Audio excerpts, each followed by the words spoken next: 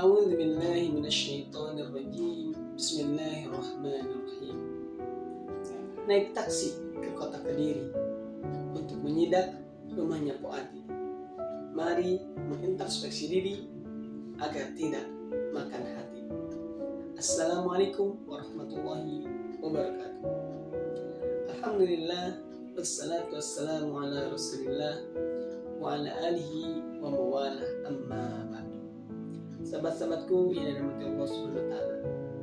Kalau kita sudah mendengar yang namanya kalimat makan hati, maka ini konotasinya adalah buruk, tidak enak, dan kita tidak mau menjadi korban-korban yang senantiasa menikmati atau menjadi objek makan hati. Dan makan hati ini akan kita dapatkan manakala kita berharap pada tempat yang salah, terutama manusia. Kita ini manusia yang senantiasa punya harapan, punya cita-cita, punya keinginan, punya segudang permasalahan yang itu pengen diselesaikan. Dan ketika kita berharapnya kepada manusia, maka siap-siap kita sudah harus menghadapi yang namanya kekecewaan. Mungkin ada sebagian yang harapan itu menjadi terwujud, tapi ada juga yang harapan itu justru akan menjadi pembuat kita semakin terpuruk. Contoh realnya adalah ketika kemarin kita pemilihan presiden. Ada yang memilih 01, ada yang memilih 02, ada yang memilih 03. Karena emang ada 3 calonnya. Bukan dulu ada 48 partai, bukan. Kalau calon presiden hanya beberapa. Dan kemarin 3. Kita sudah yakin dengan pemilihannya masing-masing. Yang 01 yakin dengan 01-nya. 02 yakin dengan 02-nya. 03 yakin dengan sat-satnya. Itu bebas, karena memang 3 pilihan ini akan menjadi warna daripada pemilihan. Dan hasilnya apa? Banyak sekali fenomena di mana ada kecurangan, ada keributan, ada juga pengaduan dan seterusnya. Yang itu menjadi warna daripada pemilihan calon presiden 2024 nanti. Nah, teman-teman yang dirahmati Allah Subhanahu wa taala. Maka ketika kita sedang memilih misalkan 01, memilih ke 01, memilih presiden 01, maka pasti yang diharapkan adalah bagaimana proyek, visi, misi daripada calon presiden dan wakil presiden 01 akan terwujud. Pasti semuanya berharap itu terwujud, yang sesuai dengan hatinya ataupun tidak. Pun juga begitu dengan yang 02. Para pemilihnya mengharapkan dengan program-program yang sudah diusung oleh 02 itu akan terlaksana.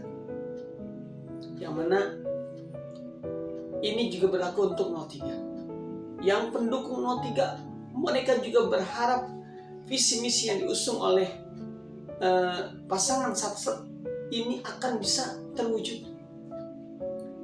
Dan alhasil ternyata 01 dan 03 tidak menjadi pionir, tidak menjadi pemenang. 02 lah yang ditakdirkan menjadi terpilih terbanyak di antara 3 itu, yaitu Bapak Prabowo Subianto dan wakilnya yang masih bermasalah, yaitu anaknya Bapak Presiden kita. Nah, teman-teman yang dirahmati Allah Subhanahu wa taala, ketika kita menyematkan harapan kita kepada 3 calon tersebut terkait dengan Indonesia kita, maka pasti banyak dari program-program itu yang terlaksana dan juga banyak juga yang tidak terlaksana. Karena banyaknya program, ada yang sesuai dengan harapan kita, ada yang terlaksana nantinya, ada juga yang mungkin tidak terlaksana.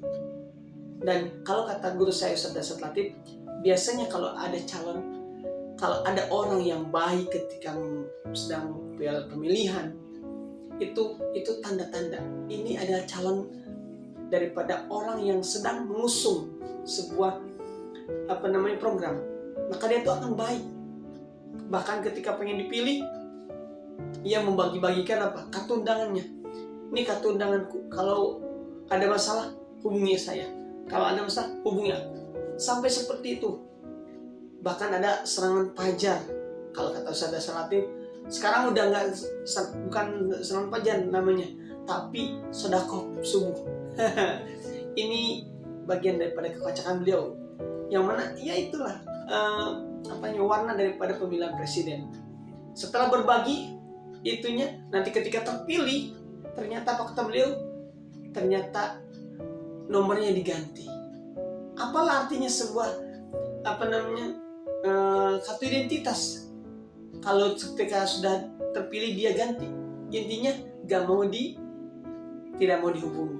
Nah, teman-teman yang dirahmati Allah Subhanahu wa Ta'ala, ketika harapan kita gantungkan kepada manusia, maka kita harus siap dengan kekecewaan. Tapi kalau kita gantungkan kepada sang pemilik manusia, yaitu Allah Azza wa Jalla, maka insya Allah setiap harapan kita akan terwujud. Kenapa? Karena Allah berfirman dalam Al-Quran, wa idza salaka ibadi anni fa inni qarib. Jika seandainya manusia itu bertanya kepada Muhammad, maka sesungguhnya aku tuh dekat. Ujibu da'watad da'i idza da'an. Aku mengabulkan apa yang mereka minta. Falyastajibuli wal yu'minu bi la'allahum yarshudun. Maka jalankanlah apa yang kuperintahkan dan yang aku larang. Itu kira-kira arti daripada apa yang Allah sebutkan dalam surat Al-Baqarah. Artinya Allah sudah memberikan sebuah janji, dan kalau Allah sudah berjanji, teman-teman, tidak akan pernah meleset. Tidak akan pernah meleset. Beda dengan kita janji, ya seperti misalkan presiden tadi janji sekian dekian begini begitu dan seterusnya. Berapa sih yang terlaksana? Syukur kalau terlaksana semuanya. Kalaupun tidak terlaksana, ya itu bagian daripada manusia. Yang mana kaidahnya manusia al-insanu malul khata wa nisyan. Manusia tempatnya lupa dan salah.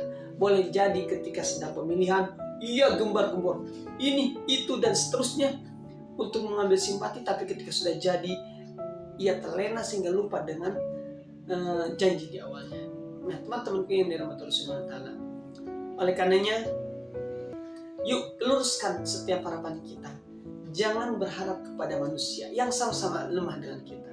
Kita nggak bisa melakukan apa yang kita inginkan selalu, karena kita akan berbentur dengan takdir Allah. Seperti halnya ketika kita sedang milih pasangan.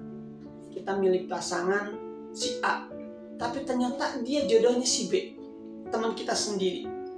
Bukan orang yang keren, yang ketika ada sahabatnya mau melamar, dia tikung dari samping untuk melamar lebih dulu. Bukan keren itu, itu namanya sahabat yang tidak tahu diri.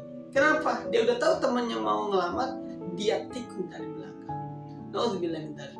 Nah, teman-teman yang dirahmati Allah Subhanahu wa Ta'ala, inilah yang disebut dengan berharap itu tak pantas kalau diletakkan kepada manusia. Kita akan penuh dengan kekecewaan. Kenapa? Karena manusia sama lemahnya dengan kita. Beda dengan Allah. Kata Allah dalam azan, hayya 'alas shalah. Allah memanggil kita. Allah memanggil kita biar sholat. Karena ketika sholat kita akan berdoa kepada Allah. Kita sedang ngobrol dengan Allah. Dan dilanjutkan dalam panggilan berikutnya, hayya 'alal falah. Mari menuju kemenangan. Ketika sholat itu terlaksana, maka kemenangan akan berdatangan. Makanya kalau kita ada sesuatu yang kita inginkan, maka kita perbaiki sholatnya. Kita menghadap kepada Allah lebih cepat. Adzan berkumandang, kita langsung set kayak 03 ya, set langsung ke masjid, langsung berdoa, langsung meminta, sesibuk apapun. Karena sholat itu sejatinya adalah bagian daripada istirahat. Kadang orang tuh istirahat tuh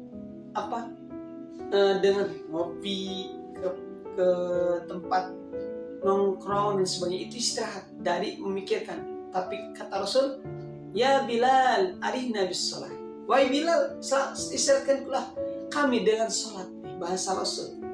Rasul itu obrolannya bukan bukan nafsu, tapi wahyu. Setiap ucapannya itu wahyu. Apapun yang beliau ucapkan adalah wahyu. Enggak sekedar berucap, enggak sekedar bunyi. Kayak tong kosong apa? Tong kosong apa ya? Tong kosong bunyi, nyari bunyinya, ya Allah, saya lupa. Tong kosong nyari bunyinya. Enggak, Rasul enggak begitu. Rasul itu selalu yang diucapkan ini wahyu. Nah, oleh karenanya teman-teman kini Allah, yuk kita luruskan mindset kita dan jangan sampai kita menjadi hamba Allah yang lupa dengan sang pemilik segala masalah. Kita jadi manusia, Allah yang takdirkan. Kita jadi orang kaya, Allah yang takdirkan. Kita punya pasangan yang cantik, Allah yang takdirkan. Kita punya pasangan yang jelek pun Allah yang takdirkan. Bagaimana kita bersyukur, itulah yang akan menjadi hamba Allah yang senantiasa Allah ridhoi. Itu juga yang Rasulullah lakukan. Beliau dijamin surga, tapi Masya Allah, beliau ibadahnya sampai bengkak-bengkak. Ketika si Ibunda Aisyah bertanya, ya Rasulullah, engkau kan udah dijamin masuk surga, kenapa harus begitu sholatnya? Apa jawabannya?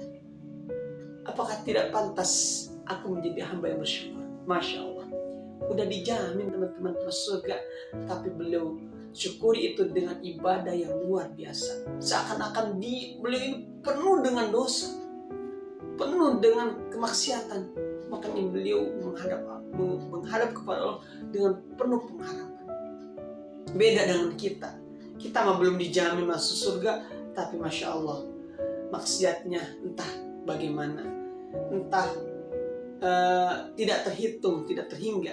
Ya mudah-mudahan dengan seperti ini kita menjadi lebih bersemangat lagi untuk semakin dekat dengan Allah, meneladani Rasulullah yang senantiasa setiap gerak-geriknya itu menjadi uswatun hasanah buat kita.